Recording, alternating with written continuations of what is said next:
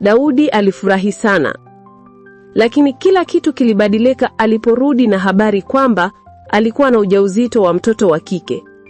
Daudi alimlalamikia mkewe kwa uchungu jinsi ambavyo alikuwa akimzalia watoto wa kike tu.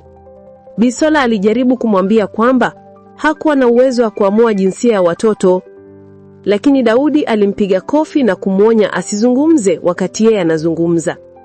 Tabia ya Daudi kwa mkewe ilibadilika kutoka mbaya hadi mbaya zaidi. Kila kitu alichofanya kilikuwa kibaya machoni pake, na alimpiga kwa kosa lolote dogo. Miezi kadhaa baadaye, Bisola alipata uvumi kwamba mumewe alikuwa amempa ujauzito mwanamke mwingine na mara nyingi alikuwa akimtembelea nyumbani kwake.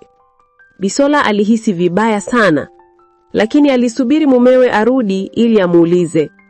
Daudi aliporudi nyumbani jioni hiyo, Bisola alimuuliza